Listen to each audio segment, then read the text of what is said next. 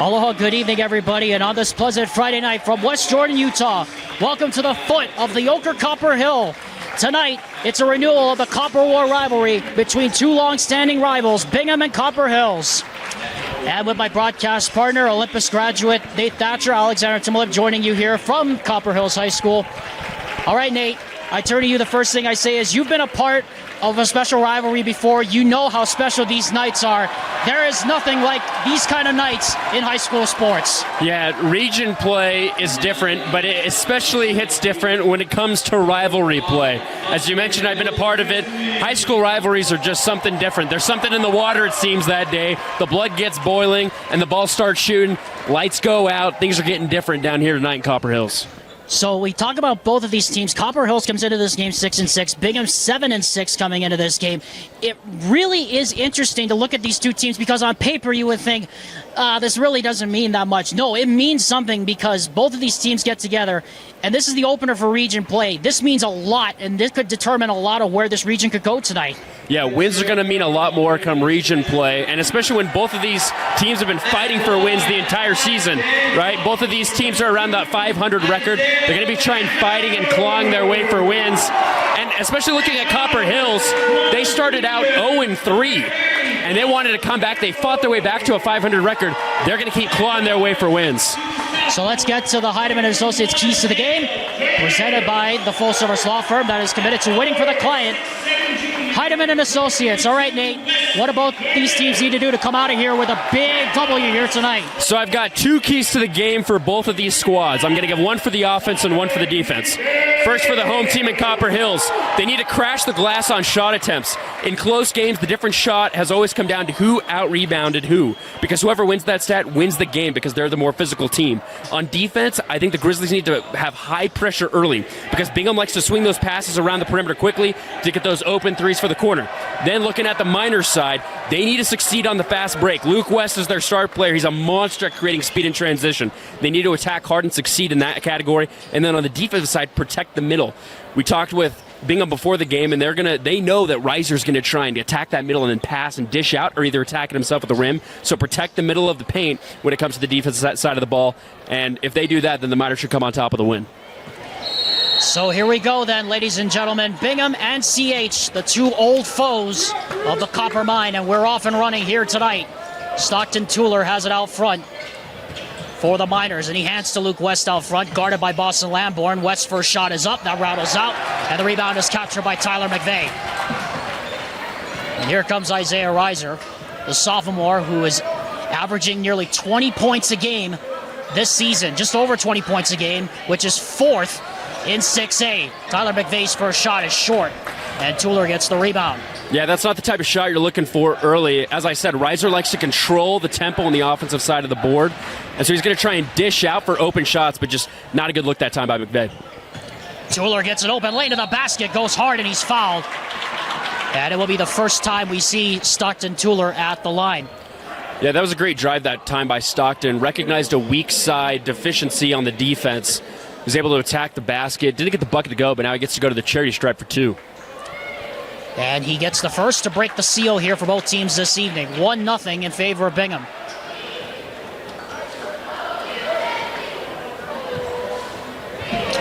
Second one coming for Bingham. And Stockton Tueller, and the second shot is good, and it's 2-love in favor of Bingham. Foul was called on Jacob Curtis, his first. And he comes back and gets a backdoor cut and scores. And we're tied early here at 2. Yeah, a great backdoor cut that time by Curtis on the baseline. Easy layup on the backside. West. Tueller, deep three, wing side. That doesn't go, too strong. Battle for the rebound. Tueller gets his own miss. Battle inside. Bowman gets to the basket and scores. Great pass that time from Stockton Tueller at an early 4-2 advantage. I said crashing the glass was going to be a key for Copper Hills to get a win today, but Bingham seems to do it better on that second possession for him. They're able to get a second try and a good look. Jacob Curtis sets off on the three, and the rebound is captured there by Luke Cantwell. Tueller gets it over. Wing side, another three on the way. That banks in. Well, if you need to cash some checks or something, it looks like the bank is open this late at night. Yeah, sure is. Rhett Dawson, the 6'5 senior, and an early 7-2 lead here for Bingham.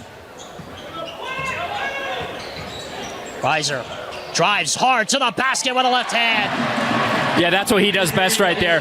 Picks up his dribble, but he's able to possess that ball so firmly and get just an easy layup. Speaking of, on the other end, there goes Luke West to the basket. So both sides getting whatever they want here at the basket to start. A 9-4 lead here for Bingham. Tonight's going to be the battle of the number 2s, so be watchful of that in all 4 quarters. Speaking of, and a late foul there called as Isaiah Reiser, who had 32 points in a game that we did previously this year against Crimson Cliffs. He tied the all-time Skyridge Falcon Classic scoring record with 70 in 3 games. Yeah, he's an incredible player, and I think his speed just sets him apart from everyone else. You notice that he's smaller than most of these guys on the court. But another thing, as I just mentioned, it's going to be a battle between West and Reiser tonight. They both pulled almost the same identical move in back-to-back possessions. That little spin move down low, picking up their dribble, carrying the pivot foot. I mean, these are both incredible athletic guards for both of these squads, and I think it's going to be a fantastic duel tonight. You know, Thatcher, it's funny you bring that up because the other thing we noticed on the last couple of drives as West kicks it back across the wing, that's going to be the key because talking with Bingham head coach Kyle Strotman before the game, he said keeping Reiser out of the paint could be key as Bowman misses that shot from in close. And you talk about the battle of the guards, West and Reiser both like to operate in that middle. Yep, that's exactly right. Tyler McVeigh can't get that one to go, so his first 2 shots haven't been able to find the range so far. Luke West from the corner. That doesn't go. Flying in for the rebound is Bowman, but it's stolen by Reiser. Reiser driving in. Euro step goes hard to the basket. That doesn't go. Fight for the rebound underneath, and coming out with it is Bowman. Tuller coming up with it in transition. And a travel. Yeah, Reiser's grabbing that right elbow of his, but he sneaks up behind his defender, especially when things get hectic. You notice that Bingham missed the first shot. They grabbed the offensive rebound, and he's able to sneak behind and get a fast break opportunity. But you'll see that Bingham's noticing his quickness already, and they're pulling high pressure already at midcourt. The other thing is too, Thatcher, is that Reiser, for his mobility, he is a tough cover as there's a 3-pointer. First Ken Garf automotive 3-pointer of the game goes to Wes Curtis. That's the one thing you notice about Reiser. That kid is tough. Yeah, 100% he's tough. And the thing I liked about their last possession is they slowed it down a little bit, allowed to get Wesley a really good look from 3. I feel like before that they've really been rushing their possessions, and it hasn't been good looks from deep. Ryken Meadows, who just checked into the game, got that last basket. Sliding on the floor, getting the steal is Tuller, but he did not establish himself before he got across the front court. And that's a turnover. It's easy that in the quickness of the game, especially when you're fighting for a loose ball, you often forget about the technicalities of the game. And right there you saw a good example of it as he slid himself past half court and then dished it back to try and get it away from Copper Hills, but eventually gives it back to Copper Hills because of going back and forth. Gabe Sivelich, Tyson Schewel, and Ryken Meadows, who scored that last basket for Bingham, is into the game as Isaiah Reiser, turnaround shot. That rims out. Boy, he put Sivelich in the blender. Both of them are about evenly sized at 5'10 for Reiser, 5'11 for Sivelich, but not able to get that one to go was Reiser. Sivelich, turnaround shot. That left short. McVeigh, the rebound. They've got Reiser on the fast break. Weren't able to pass it in time. Jaden Haight comes across the timeline now, gives it over to Tyler McVeigh. Boston Lamborn gives it over to Haight, now back to McVeigh. He's draped there by Schewel. Oh, nice backdoor cut, but Lamborn fumbled the catch and couldn't finish it. And now here comes Tuller. Sivelich to the basket. No. Lamborn the rebound and able to save it to Reiser, and Reiser will slow it down. Yeah, when the tempo picks up, you notice they both had really good movement without the ball, but because it's so fast, it's hard to get just that nice soft touch up on the backboard to get those layups. Both of these squads missed on great offensive possessions. Now Reiser's going to slow it down. Boy, Isaiah Reiser almost committed a 10-second violation, too. He barely got that thing across the timeline. Lamborn on the back door, back to Reiser, 10 on the shot clock. Tries to step back, that doesn't work. And eventually a foul. as Lamborn and Schewel collide there in midcourt. Schewel's okay, but Lamborn is down here in midcourt.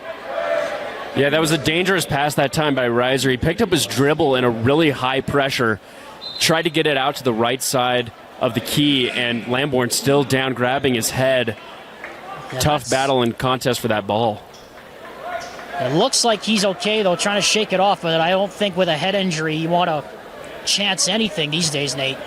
Yeah, we mentioned it in pregame. Just these region games and these rivalry games are just so different. They're more competitive, and it's highly physical. And we've already seen that they've forgotten a lot about the technicalities of the game, and it's really just come down to feel. But right now it's coming at a cost as Lamborn's still down as they're bringing out some more medical help. So we'll step aside for a quick break. And what's been a frenetic first quarter, Bingham and Copper Hills closely matched early on.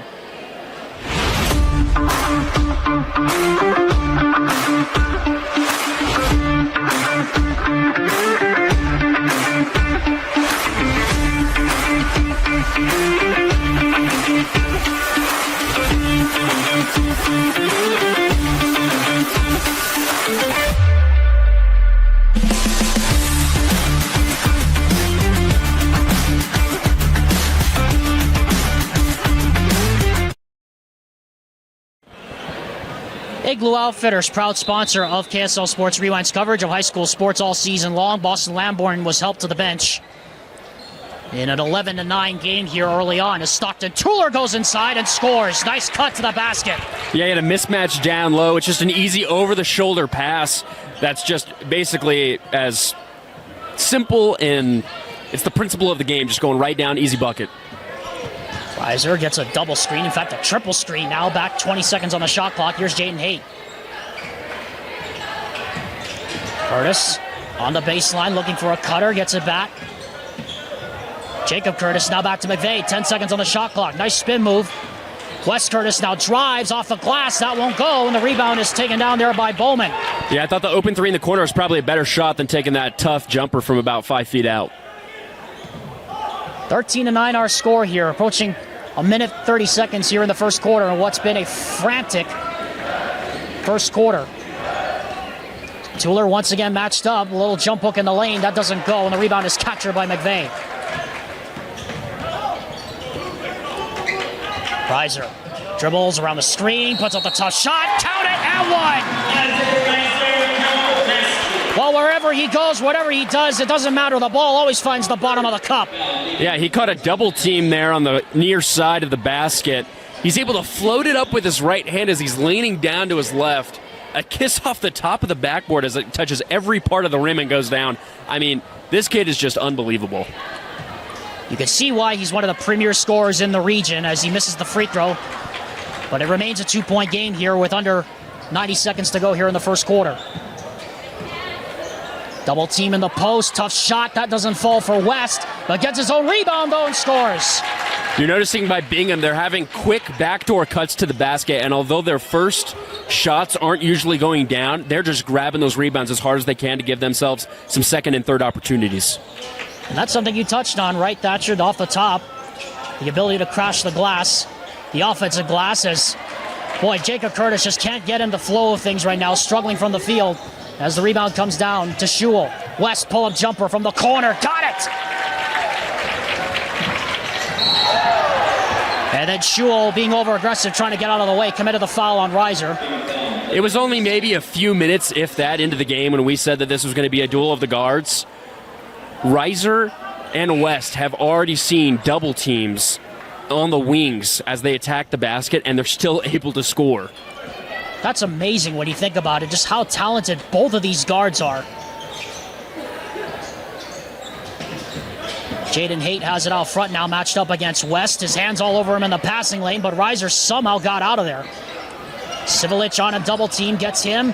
Backdoor cut, Curtis to the basket, scores! So Bingham defense is actually doing something that I said that Copper Hills should do, where they're putting high pressure on Reiser up top because he constitutes the offense and passes it around. But great find that time to find his teammate down low for the backdoor cut. Final 7 seconds. Sivelich matched up against Reiser. West off the curl. West to the basket. West the floater. No, that doesn't go, and that's the end of quarter number one. Both teams, as you would expect, evenly matched here early on. We've got a good one brewing here on this Friday night. Bingham leads early by 4 here on the Rewind Sports Network. Proud to have Mountain Land Truck Company sponsor us all season long. Also presented by Ken Garff Automotive Dealers is tonight's coverage of Copper Hills basketball. We get it. You want the best prices and the best rates and the best deals. We get it because we hear you. Alexander Timmo alongside Nate Thatcher. Bingham leading early by 4. Boston Lamborn just got escorted out of the gym to our right. And meanwhile, Isaiah Reiser and Luke West are doing exactly what we thought they would, Thatcher, attacking the glass and getting their opportunities early. Yeah, and they're calling the shots on their offensive side of the ball, able to have their teammates move around without the ball so that either they're going to attack themselves, they're going to face those double teams, or they're going to be able to be that great passer, find someone on the far side of the court, near side backdoor, and they've been able to really just kind of get their offenses going. We had some tough looks on both sides. They're really trying to crash that glass. They're trying to get the rebounds. They're trying to get tough layups. So we've kind of got a low-scoring game here, but it's still coming out to be a great finish. That's the thing about Copper Hills. 9 of their 12 games this year have gone down to the wire. 3 of them went to overtime, including 2 at the Falcon Classic, which I called.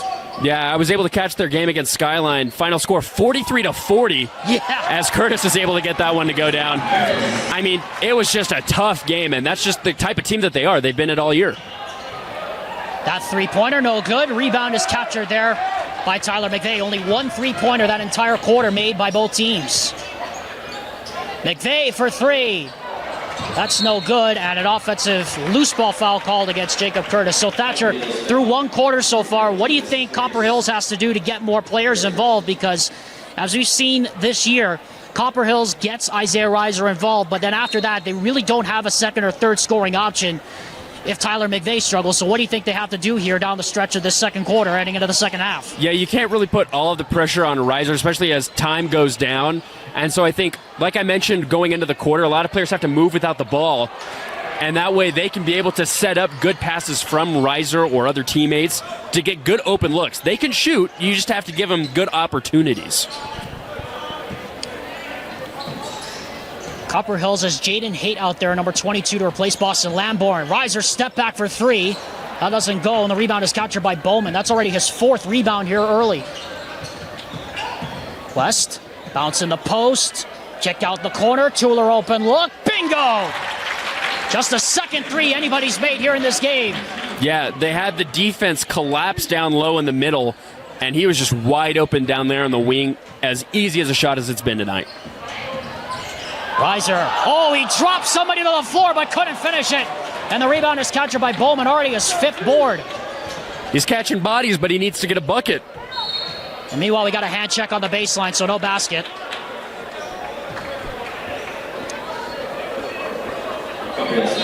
Only 2 3-pointers made in this game. Both were made by Bingham. And Tyler McVeigh trying to find his traction right now, as is Jacob and Wes Curtis.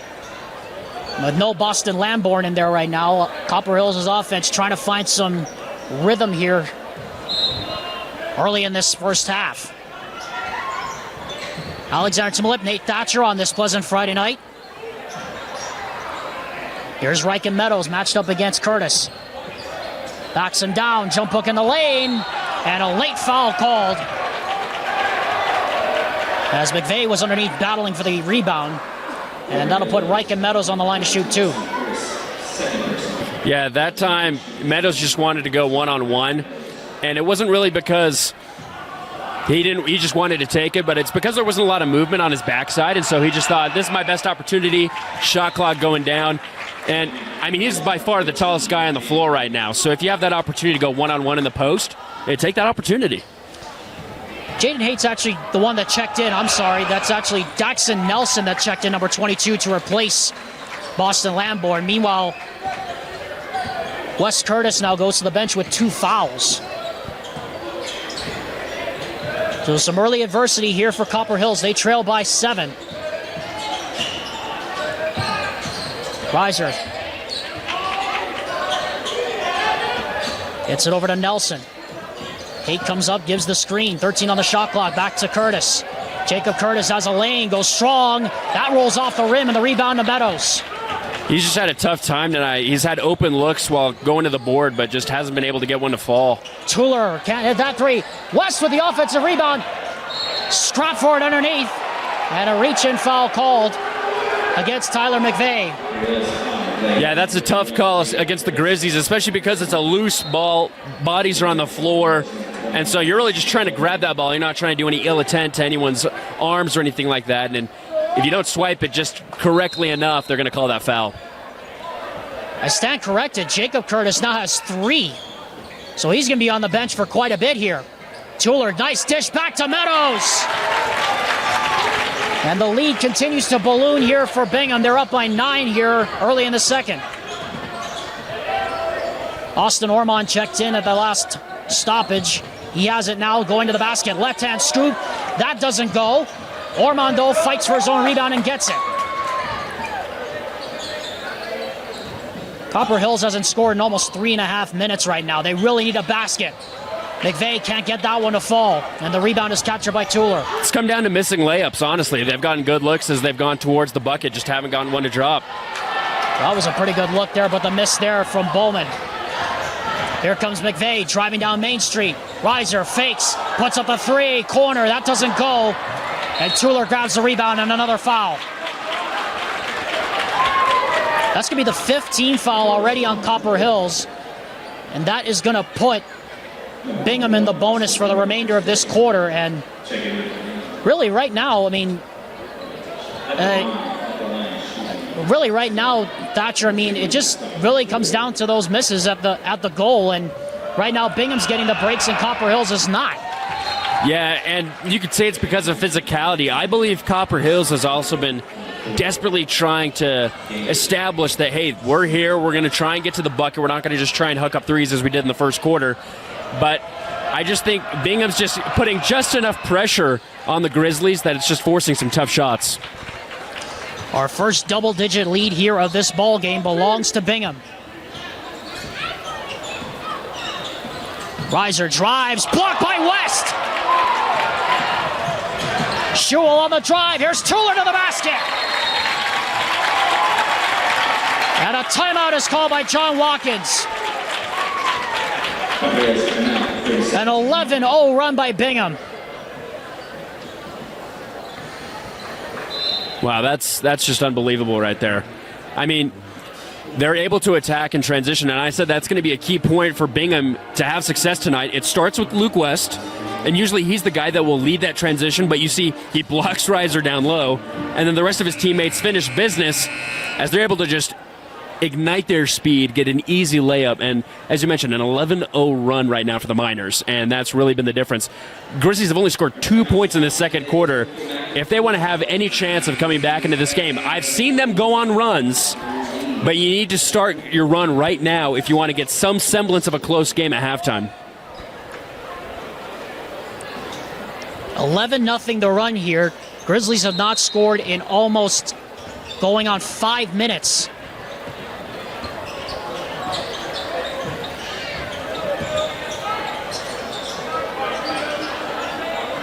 Cade out front, gives it over to Reiser. Reiser, pull-up jumper from 15 feet. That's too strong. And getting the rebound and racing ahead with it is Schewel.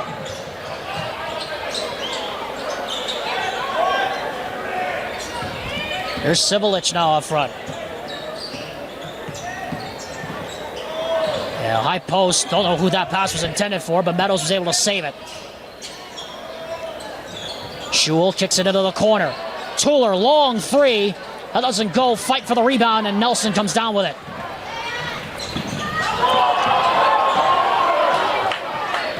And that kind of looked like a back and forth right there, but they didn't call it. McVeigh. Back to Reiser. Reiser back to McVeigh. Fakes. Got a foul. That's on Schewel. That's going to be his second. Just seems like Reiser's kind of getting a little bit tired. He's gotten some open looks, but he keeps hitting back rim on a pretty consistent basis, missing some open looks. Got to get his teammates involved right now. 3:20 to go here in this first half. Bingham has led for the majority of this game. Copper Hills now has not scored going on over 6 minutes. McVeigh drives inside, and again another miss of the rim. That was about the easiest bucket you could have had all night. He was focusing on trying not to get the charge. That time he just had to put his hand up and get a layup to go down. Copper Hills in desperate need of a stop. Meadows cutting Tuller, and the run continues. Miners have now doubled the Grizzlies' score. Can they come back? Nelson, and a much-needed Ken Garth automotive three right there. That breaks a nearly over 6-minute scoring drought. It is the first three that has been made by Copper Hills tonight. And maybe that will get them some traction here, Thatcher, going down the stretch. Yeah, usually it's a deep shot like that kind of gets the offense going, although it's not your best look of the night. If you're able to get a tough shot like that to go down, especially from deep, that might charge the offense, just like you said, Alex. Tuller, and we got a foul, and that's against McVeigh, and that's going to put... And that is going to put Luke Cantwell on the free throw line. Civilich, Cantwell, West, Tuller, and Rhett Dawson on the floor right now.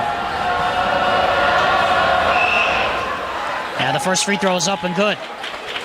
Rewind Sports Network's coverage of Copper Hills basketball, presented all season long by Heidemann and Associates, the full-service law firm, fully committed to winning for you, the client. Call them today at 801-754-4240 or contact them online at utah.law to schedule your free consultation. Copper Hills in desperate need of a run. Nelson, that three is blocked, but a foul. As West contact on the arm on the follow-through, and that's going to put Nelson on the line for 3 free throws here. Nelson's had a quick trigger these last 2 offensive possessions that could result in 6 quick points for the Grizzlies. I just really like how Reiser's had that opportunity to have that mid-range step-back shot a few more times, but now he's not taking it. Now he's stopping, he's pausing, he's passing out, allowing his teammates to try and get something going, as he's not been able to find the bottom of the bucket in this first half. You feel like, though, Nate, that's a thing that Reiser should be doing more of at this point, is that he should be getting his teammates involved here at this point, because he knows that everybody else is struggling, even though he's got it flowing. He knows that as a point guard, so that's what I think he's trying to do down the stretch here. Yeah, and I think a point going forward for the Grizzlies is they're going to always pressure him. There's going to be multiple players going up against him. His teammates are always going to be open. It's just a matter of how you're going to find him against what defensive scheme they're going to be facing all season long. And now the Grizzlies fall back in a 1-3-1 zone, and Stockton Tuller dares them out of that zone, but that shot's no good from 3. And the rebound comes to Reiser. Reiser been matched up on Civilich a lot, but good ball denial right there to keep him away from the middle. Ormond back to McVeigh, 19 on the shot clock. McVeigh goes down, gets blocked, but Jaden Hate's there to follow it up. Once again, second and third opportunities are what's going to get Copper Hills back in this game. West, that pass deflected through traffic, and finally Ormond gets the steal. Reiser drives, Reiser to the basket, no, but a foul. So I really like how they've schemed coming out of that timeout.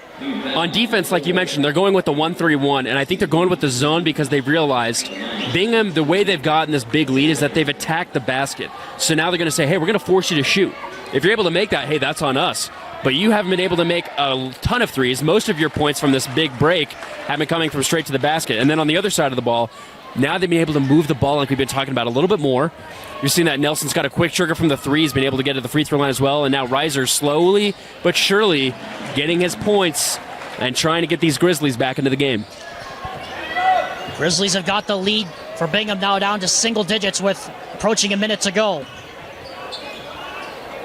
And they remain in that 1-3-1 zone. And that 3 goes down for Cantwell. And that time, they do dare them to shoot, and that time they do make it.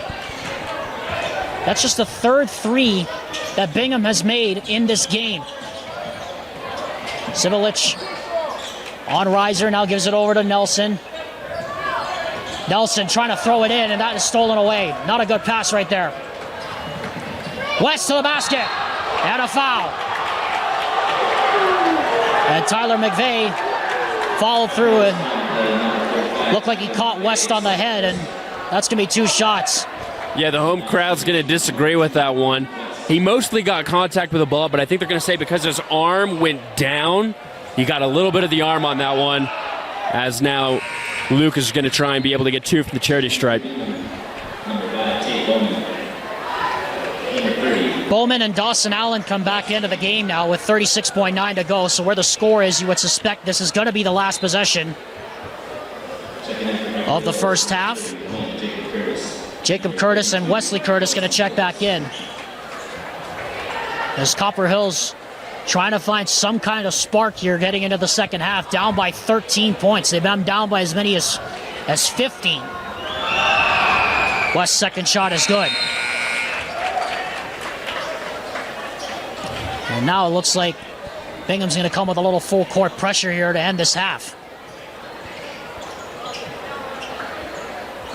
And they back out of it.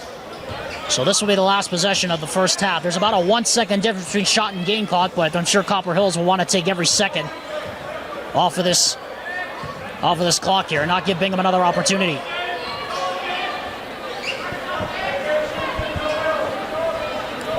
My guess it's going to be a set piece for Reiser, either get a good look, crash into the glass, or to dish out to a teammate for 3. 10 on the shot clock. Back to McVeigh. Curtis to the basket. Misses again at the rim. And the rebound is taken out by Tuller with 1 on the clock. Gets it away. It's no good. And that's the end of the first half. So, Nate, I turn to you in the first half. It was basically determined by the missed bunnies at the basket. Copper Hills just unable to get some traction against this Bingham defense right now. I'm interested to see what the layup drill looks like for the Grizzlies as they prepare for the second half. But yeah, it's coming down to the easy looks that they've just not been able to get down close to the basket. That's really what is going to win you games. Rebounding and layups. You got to get the easy stuff, and then you can work on shooting from deep and getting good spin moves and good screens. But Copper Hills has had some good set pieces on offense, but they just haven't been able to get those layups in. Now they're facing a double-digit deficit going into the second half. Well, it's going to be an interesting time to see what adjustments John Watkins makes in the second half. Nate and I will be back for the second half of this one after halftime. The score at half is Bingham 37, Copper Hills 23. Back with the second half on KSLSports.com after this.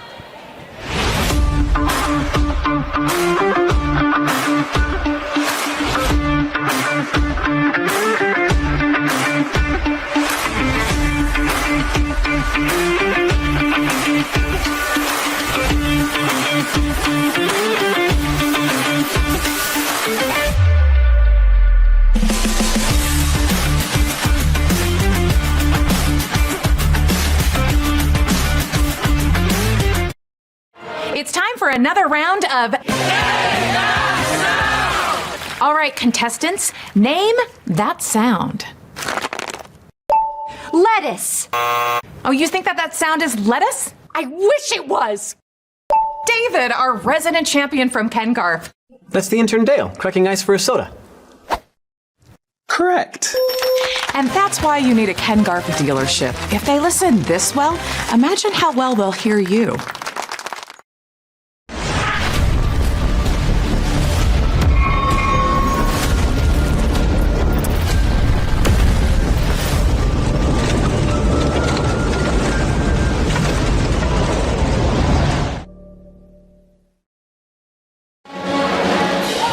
Before we go any further, I'd like to remind you KSL Sports Rewind's coverage of high school boys basketball continues next week on Tuesday as the Layton Lancers and the Davis Darts collide for what could be an early season playoff preview. Coverage starts next Tuesday, 7 o'clock on your home for the UHSAA, KSLSports.com. And with my broadcast partner, Nate Thatcher, Alexander Timolev, alongside you here at Copper Hills High School. Bingham leading Copper Hills 37-23 as we get set to start the second half.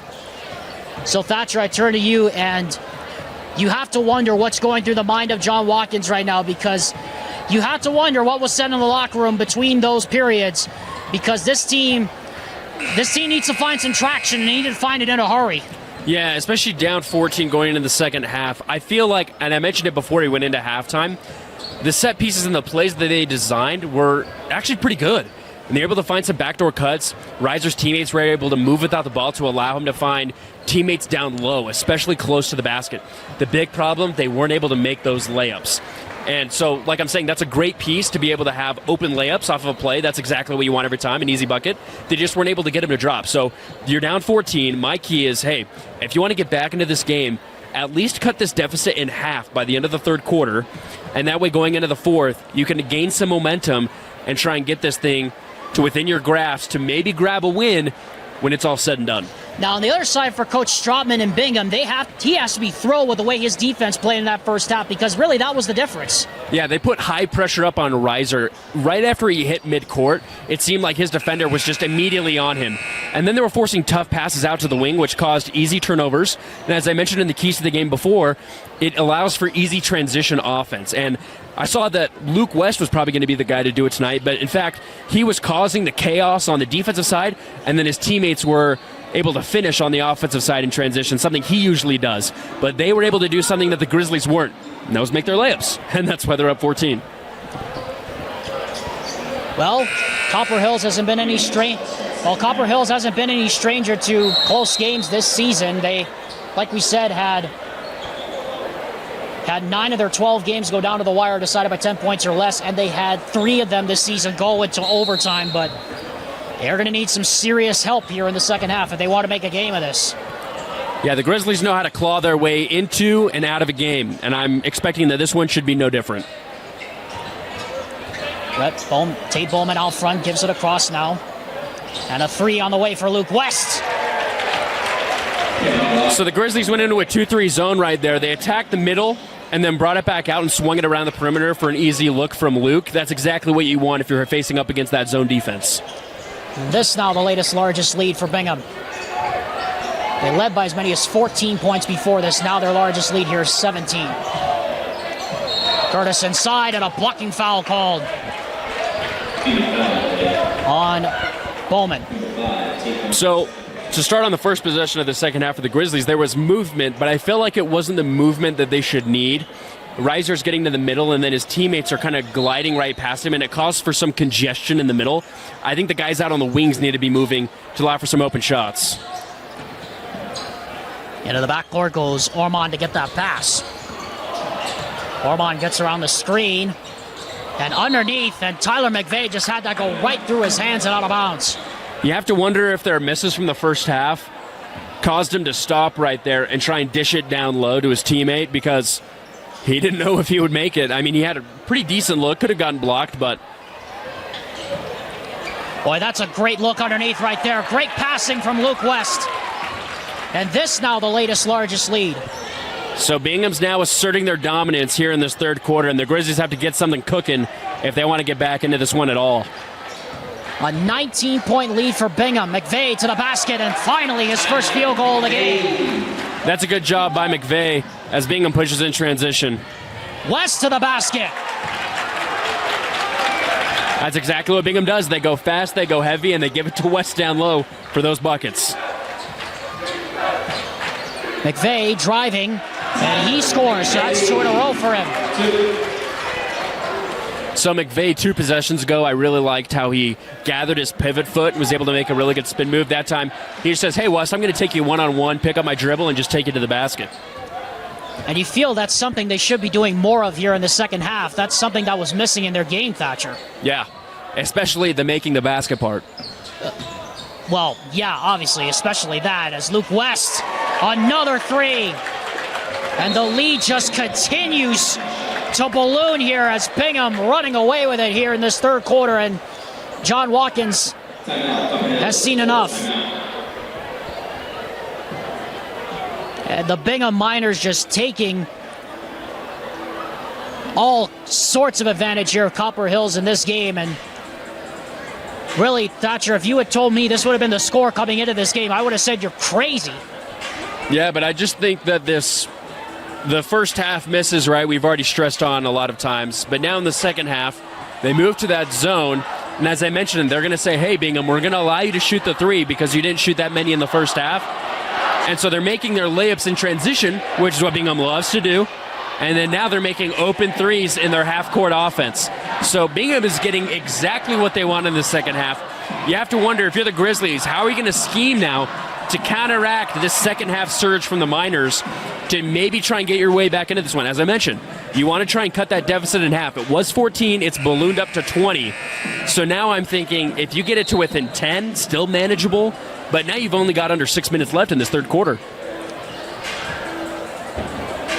And you just talked about it, that Thatcher. This is probably the biggest deficit that Copper Hills has had since their second or third game of the season.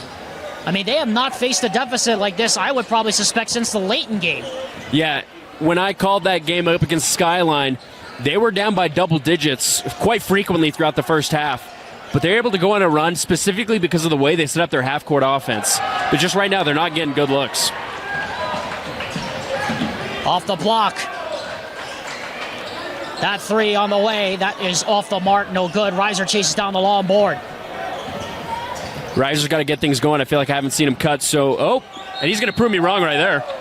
Sure did. Prove me wrong right there, too, as he goes in and he's fouled. All called there. I mentioned in the first or second quarter that because the offense runs through Isaiah, he's going to get a little bit tired, and I seem to have noticed that when he was trying to get those step-back mid-Js. But now I feel like when you're down by this much, you have to have your star player kind of take over, right? Show the guys, hey, we need to kind of claw our way back into this one, and he has the offensive capability to do that. And I think that might inspire some of his teammates like McVeigh and Curtis to slowly get their way back into this one and see if they can get a bucket to fall. And that happened in the first half too, Thatcher, remember? Because remember, Copper Hills was also down by 13 earlier in the second half. And guess what? Reiser scores one, and they go on a bit of a surge. They might need him to do that again. And he's shown that capability, as you said, of taking over late in games. And he did it a week ago or so, about 9 days ago against Syracuse. Yeah, I'm looking for a run right here from the Grizzlies. As now Bingham's throwing up some wild shots. That time they missed by Stockton Tueller, but see, that's exactly what we want if you're a Grizzlies fan, right? You're seeing that Bingham has control, but now they're not making some smart decisions on offense. You need to take advantage of that because they haven't made that many mistakes tonight.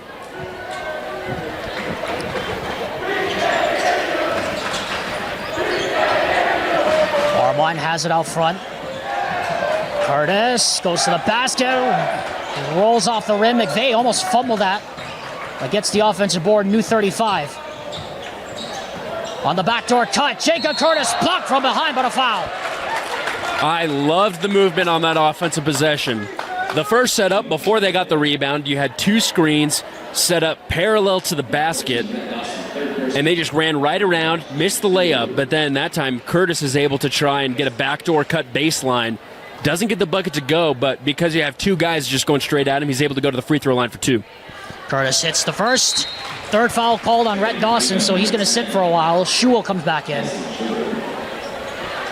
That's the third foul already here on Bingham in this quarter. Remember, we get only to 5, and then it's the bonus the rest of the way. Especially when you're down by a lot, free throws are key, because guess what? It stops the clock, and you're able to close that deficit with time not running out. Shewell fouled on the rebound on Jacob Curtis. And that is Curtis's third. So here's Civilich matched up against Ormond. And now we got an offensive foul. Stockton Tueller now called for an illegal screen, and head coach Kyle Stroutman didn't like that. So this is when the Grizzlies need to make their run. The Miners have made multiple mistakes in consecutive order, and so now you have to think, hey, we got to start making some shots if we want to close this deficit. Fourth foul already on Bingham. If there was ever a time they needed a run, they need it now. Reiser, they need the three. They get the three! On Ken Garf Automotive 3 to cut the lead down to 15. Now we got star on star. Let's see if West can answer. Lycan Meadows can't answer that with a jumper. Here comes McVeigh in transition, speeding up the floor. Takes the bump, block, and out of bounds it goes. They have had a body on Tyler McVeigh all night long, and he's just had no room to operate. Beautiful block and transition that time by Tyson as the Grizzlies will inbound on their own baseline. But, hey, this is when they're making their run. And guess who just stepped up on that last three? Isaiah. And that's exactly what he needs to do if they want to keep closing this deficit down. Under 4 minutes to go here in the third quarter. Long inbound will come all the way to the backcourt. Curtis attacks downhill on Meadows, goes to the left hand, rolls off the rim, and the rebound captured by Shule. That's a tough look. He was basically blind to the basket as his back was facing the rim. And then Tuller, and a late foul at that, a late whistle as McVeigh went flying, or rather that's as Curtis went flying over the top. Jacob Curtis went flying over the top, and now this doesn't look good. Now we got Daxton Nelson warming up to come in. And he's down in pain right now. He's holding onto that left hip. He went flying over Tuller, and then he landed on his hip. That's just a tough position to be in as a basketball player when you stop in your tracks as a defender's coming from the backside. They're obviously going to leap. And so it's a really hard thing to defend, especially because once they stop, you've got nowhere else to go. Good to see that he's getting helped up right now.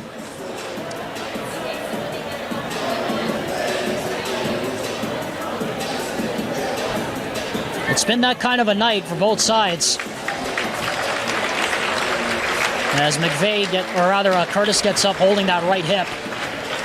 That's just always tough to see. It can be a brutal injury if you kind of catch it at the right speed. Like I said, it's just really tough to defend. And it's hard to teach your players that, especially in high school basketball, right? You really want to get your defender to try and cut off those easy buckets. And it was a great job that time by Bingham to get an open layup, as it seemed. But as soon as you stop dead in your tracks, that's just asking for something bad to happen. So 2 here for Stockton Tuller. By the way, Copper Hills is down Boston Lamborn. He's out the remainder of the game. We saw him leave the gym earlier after landing on his head. So we would assume that is some form of a concussion protocol being employed here by Copper Hills as Tuller goes 1 for 2. Allen comes back into the ballgame. And give Tuller a rest. A 16-point lead for Bingham. Their largest lead was 20. Yeah, I think they just need to cut it in half to 10, and it's manageable there in the fourth quarter. Easier said than done. I rest my case.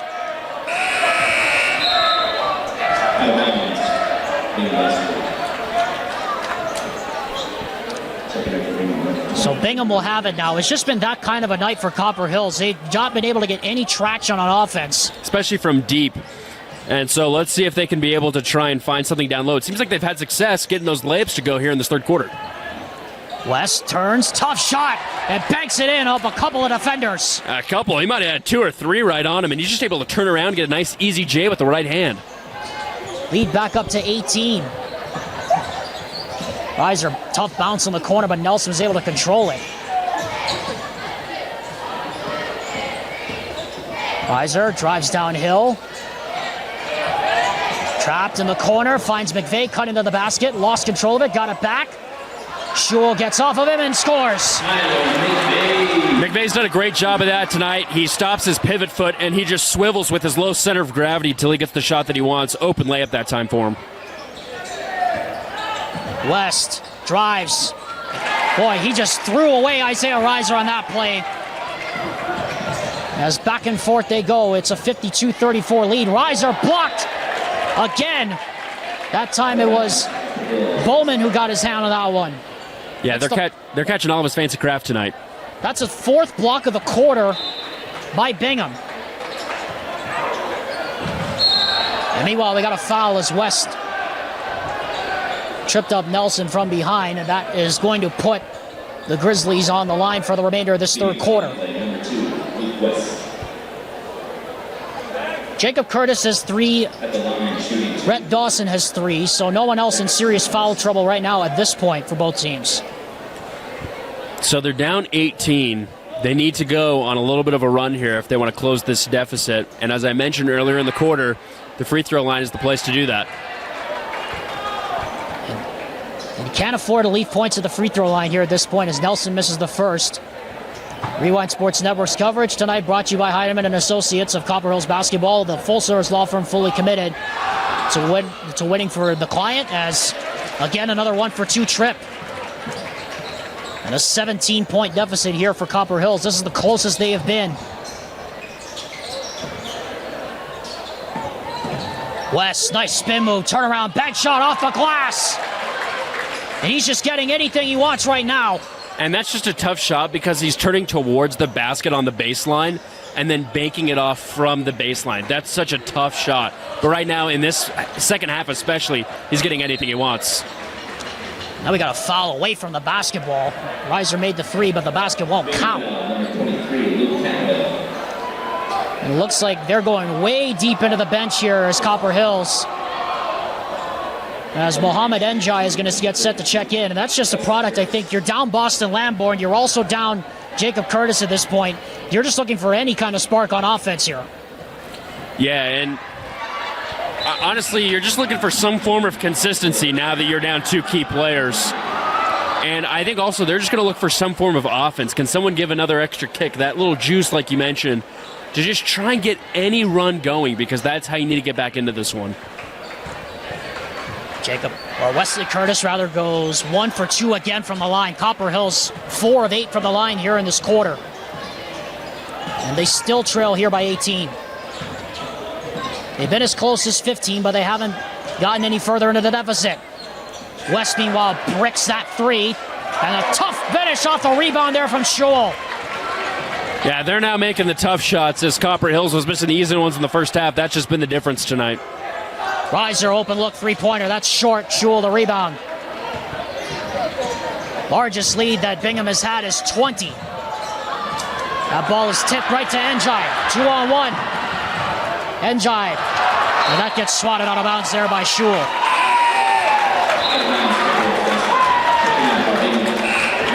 I just think transition, I mentioned the Miners' offense when they're on the fast break.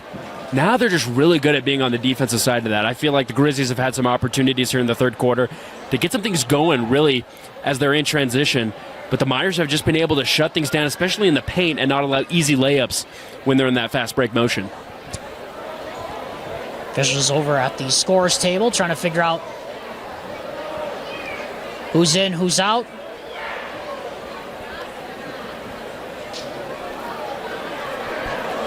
Going to the scorebook, I think they're trying to figure out who is in, who is out. And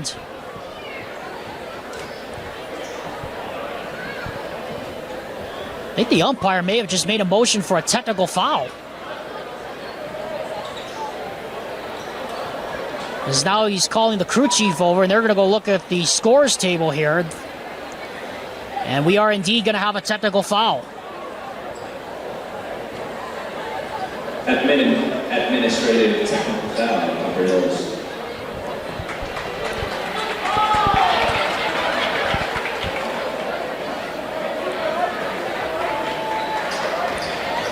And I believe, so an administrative technical foul has been administered, not sure what for.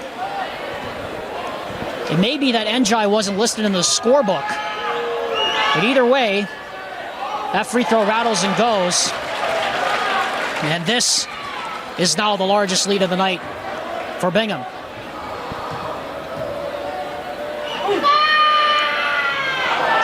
A 21-point lead for Bingham.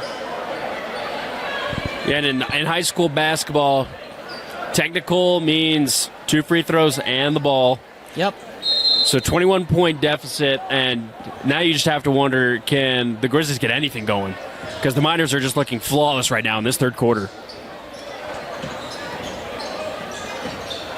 Tuller drives, kicks it to Schul, drives down the paint. Kick out corner for 3. And the run continues. This now the largest lead of the game for Bingham, 24 points. It just looks like Copper Hills has done anything they can to stop this Miners offense here in the second half. And Bingham saying, try anything you want, but anything you can do, I can do better. McVeigh just nowhere to operate. Nelson fumbled that catch.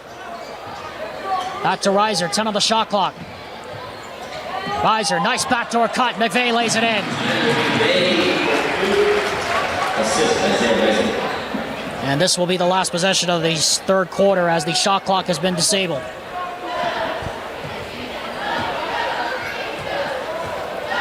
A 22-point lead for Bingham. Not, I think, what anybody expected walking into this building.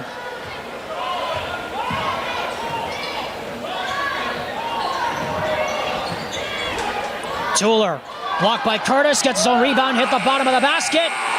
Not able to get it the third try to go. About the only thing that's gone wrong as the buzzer sounds for the third. And the Bingham Miners just getting anything they want right now on both ends of the floor. They are running away here tonight in this edition of the Copper War. Hey there, cleans every inch of chrome car washer. We like your style. Are you turning the line into a parking lot while cleaning that same spot for a third time? You know it. But your impressive attention to detail means you've got the freshest ride on the road. Literally and figuratively. And when it's time for the next new truck to scrub, try Ken Garf for listening skills as thorough as your scrubbing technique. Hey, we hear you. Next Tuesday, Copper Hills returns to the court to face off against the Mountain Ridge Sentinels. Coverage starts at 7. And also on that night, the Alta Hawks travel across the border to take on the Olympus Titans. Dane Stewart has the call for that one, starting at 7 p.m.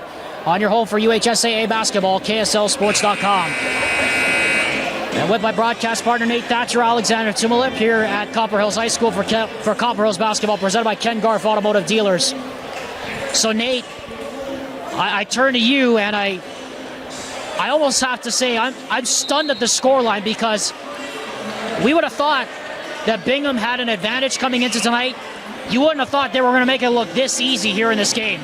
Yeah, and I just think it all comes down to how well they've been able to execute their game plan going into this one.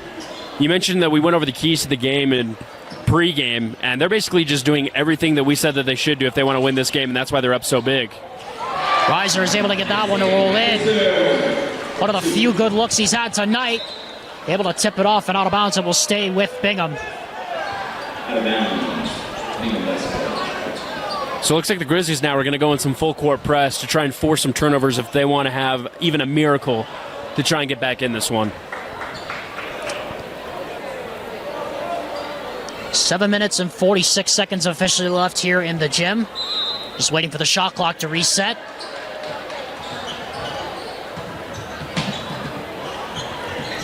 It has been the Stockton, Tuller, and Luke West show, but it has been a balanced attack here tonight from this Bingham offense. Dawson, open look, corner three! And the beat goes on. Another offensive rebound and another score. Reiser attacking downhill. Oh! And meanwhile, Bowman went over the top, and now he hits his head on the floor. Goaltending is called regardless. Oh, that was a really hard fall. We've seen already Boston Lamborn go down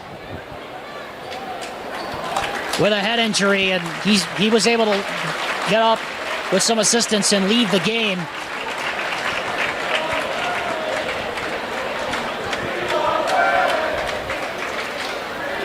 So count the basket. Goaltending is called on Bowman. And he's also going to get called for a foul. Count the basket. Isaiah Reiser for 2. At the line is shooting 1. And he'll be at the line to shoot 1. Being foul number 14 at Dawson's first. Meanwhile, Bowman is on the side. Jacob Curtis, by the way, is sitting down in the technical area behind the benches. And we still have not seen Boston Lamborn return to the bench as of yet, as Reiser misses another free throw, and an offensive loose ball push-off is called on McVeigh. Yeah, it doesn't look like Curtis is going to come back either. He seems pretty relaxed on that far sideline, trying to take it easy. He's actually going to get up, walking gingerly back to the bench. Still looks like he's favoring that right hip. As West kicks it out in the corner. Meadows will try a three. And again, another offensive rebound, but Tuller this time has it ripped away by Jacob Curtis. Reiser, here's Njai.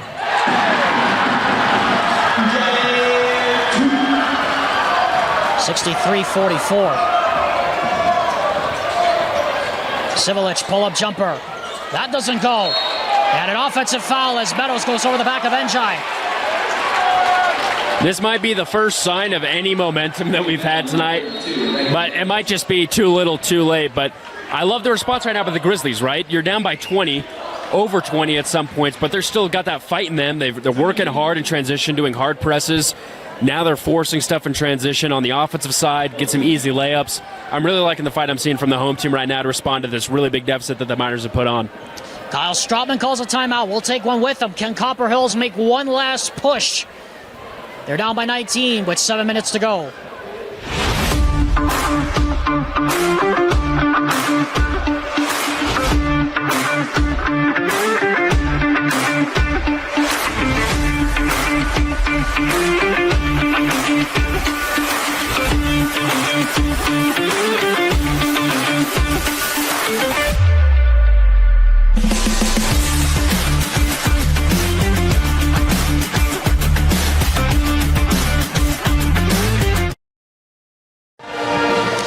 Proud to have Igloo Outfitters as our sponsor all season long. Alexander Timolip and Nate Thatcher here for Copper Hills Basketball, presented by Ken Garff Automotive Dealers.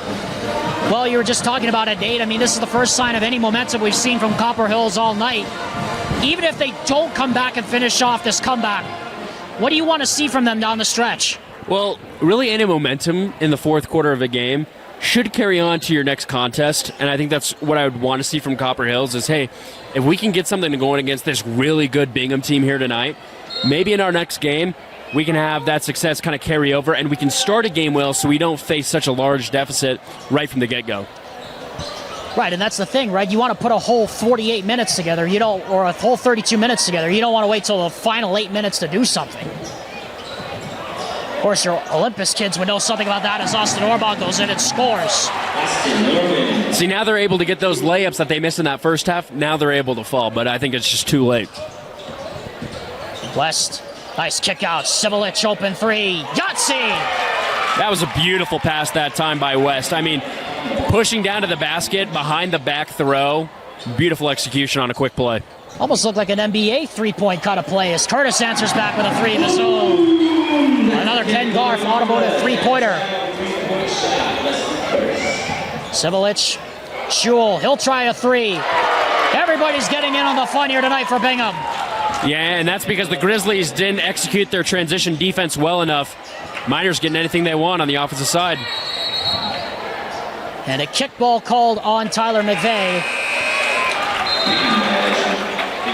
as Bo Njai is going to come out. And Elijah Peck will now come in. So the shooters now in here for Copper Hills, down by 20.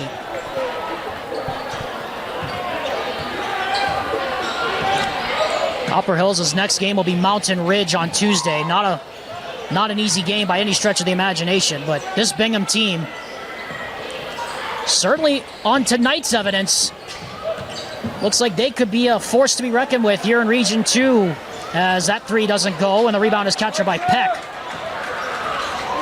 And almost a steal there by Sivelich, able to tip it off of his hands and out of bounds. It'll stay here, though. Ormond checks out. Nelson comes in. I just think the hustle that we've missed from Copper Hills has been there for the Miners all night. They're still bringing it right now, trying to increase this already large lead. You almost feel that, Nate, that the energy from the Miners, that's something that Coach Strautman talked about with us before the game. As Reiser steps back, can't hit that three, and a foul here on the floor.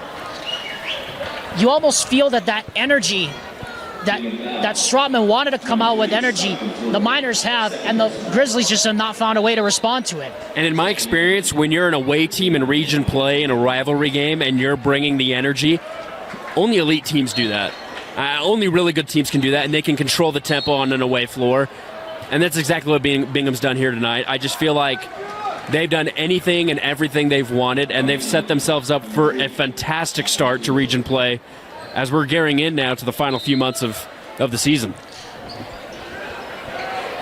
5 minutes to go here in a 20-point game as McVeigh almost gave that one away.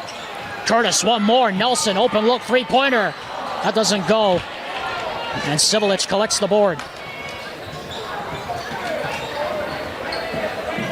Don't forget, coming up at the end of the broadcast, Nate and I will be selecting our choice for the Heidemann and Associates Player of the Game as Sivelich knocks down that three. Now they're just making anything they want. Not a great shot selection, but he was confident with it and he made it. Meanwhile, we've got a foul away from the basketball as all sorts of carnage hits the floor here. Sivelich was on the floor, Reiser was on the floor. Curtis also hit the floor. As Stockton Tueller will come out, and I will suspect that will be the end of his evening, barring a miracle here. Dawson Allen will check in, and Nate, you just wonder what's going through the mind of Coach John Watkins right now, coming off that emotional overtime comeback victory on Wednesday against Syracuse. What do you think's got to be going through his mind at this point? You know, given the fact that, yeah, you ran into a really good Bingham team, but at the same time, how does this affect you psychologically for the start of region play? Because the tests are just not going to get any easier from here. Yeah, I just think looking at his facial expressions and his body language throughout tonight's contest, he's just been frustrated with his team's simple mistakes. And I think a lot of the things that the Grizzlies didn't execute well on in the first half that caused this large deficit are correctable. And I think if you're a coach after the game and you're looking at this, how this happened, you can fix this. This is doable, but it's just a matter on your players actually executing the fixes come region play, trying to get some wins. And as Bingham's able to get another three to go down, I just also think you just have to get things going early on, and then that'll set the tone no matter where you're at. As Reiser's going to draw a foul right there. But listen, it's also really hard to come off an emotional win. Like, you have an overtime win, you can draw upon that, you can dwell on that, and it's really hard. Hey, now we have to focus on a rivalry game 2 days later, and it's going to be a really big region game. It can be tough, and we've seen that tonight from Copper Hills. But like I said, it's very doable that they can correct their mistakes and try and bounce back. Reiser misses the first of two. Second shot. It's that one to go. The one thing, though, you have to admit about this Copper Hills team is that if you and I have done enough Copper Hills games, we both know John Watkins-led teams. This team will find a way to respond. Yes, it's going to take a while. Yes, some of the mistakes tonight are correctable, Thatcher, but if we know this Copper Hills team, they will not let this be the way they start to region play, define them and who they are in any way. And I think it can define how they go forward, right? Like, this might not be the team that they think they are, but this can be something they can look back on and say, hey, this might be the turning point of we need to fix some things that we now notice, some flaws in our game and our scheme, maybe how we're drawing up plays, maybe how we're finishing, how we're shooting. And in that way, I think it could define how they finish out the season, right? Look at this as a way of, hey, let's move forward, and let's see if we can get some good wins. Like you mentioned, and get some really good teams that are going to be coming up on their schedule. Right, and one of those teams is Corner Canyon. I mean, this is not the end of the line for Copper Hills. This isn't the toughest team they'll play all year. Outside of tonight's game, obviously, they have Corner Canyon coming up somewhere down the line. But even then, you know, you have those opportunities to get better, and this is certainly a stepping stone for them today, as that shot does not go down there for Schewel, but he'll go to the line. Yeah, and I think on the other side, like, what a great start for Bingham. I was about to get there. You read my mind there. I mean, you couldn't have asked for a better start to region play. It's so tough to go on the road for that first game, you know, in a tough environment like this. And to just establish the tone, like I mentioned a few minutes ago, from beginning to end. I mean, you have to think. And you mentioned it, you know, with Corner Canyon and other teams in the region. You know, on paper in preseason, they're not the best team. But they're sure looking like they can play against anyone in the state right now in their class. And this can be a defining moment to set the tone for the rest of their season as well. Especially a win against a rival like this on the road.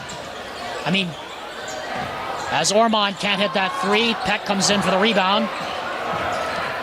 I mean, last 2 years ago, Dane Stewart and Trey Smith were at the game where Bingham just shot the lights out of the gym. And then the next game between these two teams was a slugfest. And now you look at this year, if you think about it, Thatcher, this Bingham team actually looks better on paper, better to the eye than the last couple of years' teams. And that's a scary thought if you're head coach Kyle Stroutman. I really think that in high school basketball, their program develops with maturity. And the more you allow your guys playing time to grow up, I think most of the time in high school basketball, you'll see records like waves, right? And I think that's because you'll mostly have a wave of young players come in, right? But then as they grow up and become seniors and juniors, the game becomes much slower for them, and they're able to execute their offense much better. Similar to college basketball, right? Back in the day before the transfer portal and all that, when everything was open for business, you stayed with a program and you're just able to develop as a player under your coach's scheme that you wanted to play for. And I think Bingham's executing that right now. They just seem to know exactly what their coach wants them to do, and they're doing it at a high level here in region play. Jace Bagley, Braden Erickson, Luke Huber, and Parker Snedeker among the people that came in at that last time out. Dawson Allen banks that one in. As meanwhile, Mo Njai hits the floor behind the play. That pass deflected out of bounds. It'll stay here with 2:47 and rolling here in the game. Well, we talked with Coach Stroutman before the game about this, and we'll talk about this ad nauseum in the postgame, Thatcher, is that, it's one game, sure, but, he wanted to see his team come out with some energy tonight as Ormond goes in, can't finish it. How important is it now for Bingham to carry this over? Because, sure, for tonight, they look like an unstoppable force, but it is possible the region play to come out flat the next game. So what do you think Stroutman's got to tell his team tonight heading into the next one? I think kind of like what I mentioned before, set this as a defining moment, and I think Bingham can remember this as, this is something we can accomplish. Like, look at what we just did. And we can do this on a consistent basis because all the things that they executed tonight, as I mentioned on the other side, all the stuff that the Grizzlies didn't do is correctable.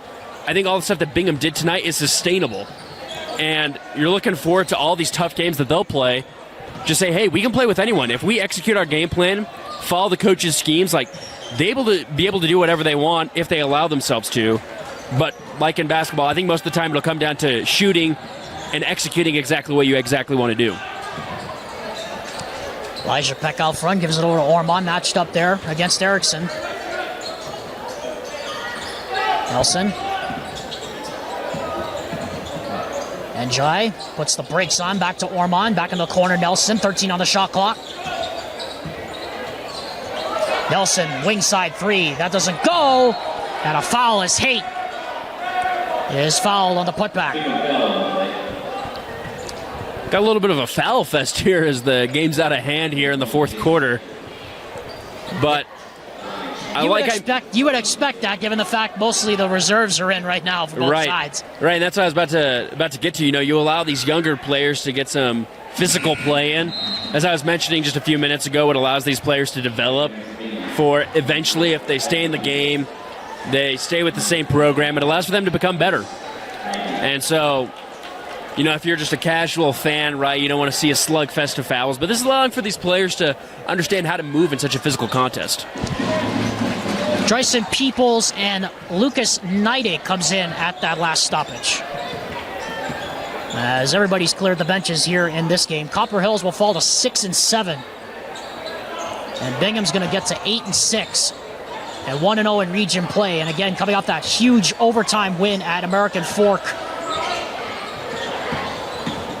Certainly looks like the Miners tonight, for the moment at least, have sent notice to the rest of Region 2 that they mean business. And with Corner Canyon without Brody Kozlowski for quite a while now, I mean, we've seen how much Corner Canyon struggles without Kozlowski. We both seen it, Thatcher.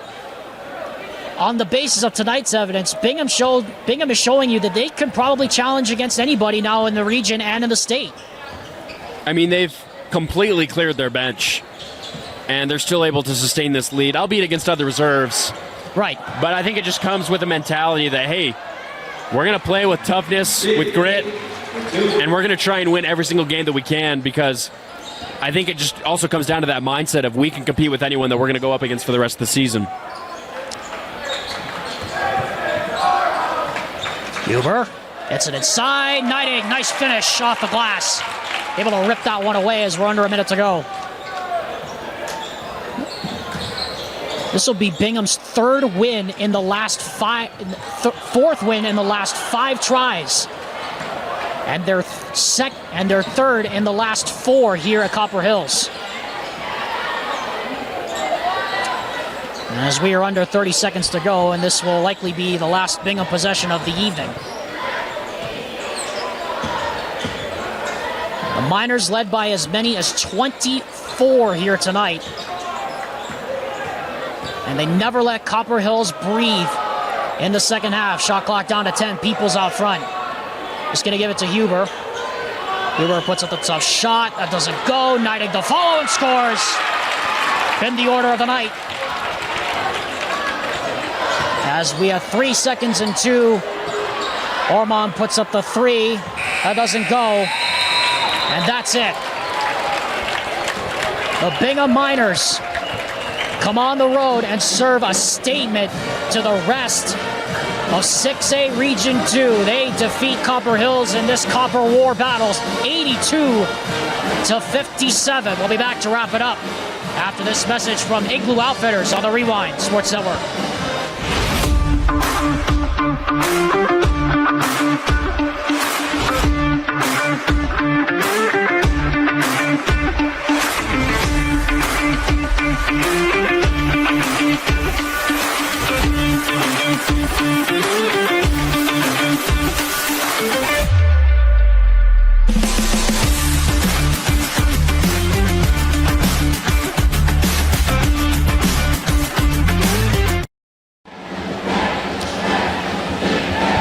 One more time tonight, Igloo Outfitters, our official sponsor of KSL Sports Rewind's coverage of high school sports.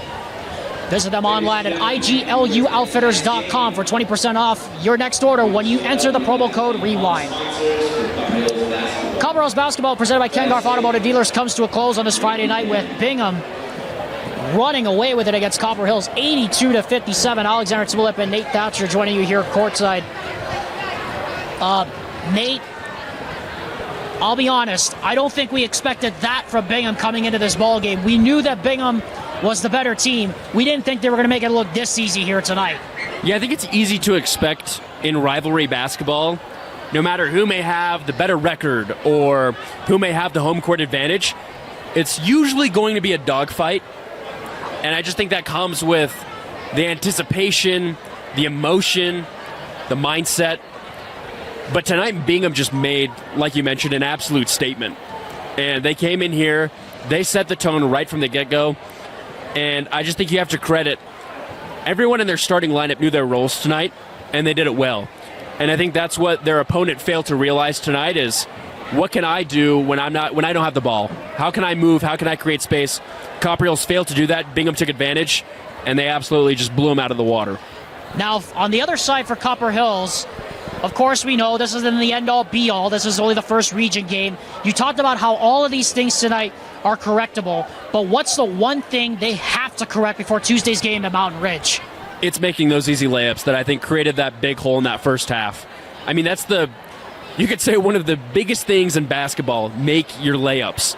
I mentioned in the first half that their half-court set pieces, the play designs, they were beautiful. You had players moving without the ball. You had guys cutting into the basket. And Isaiah Reiser was eventually able to find his teammates.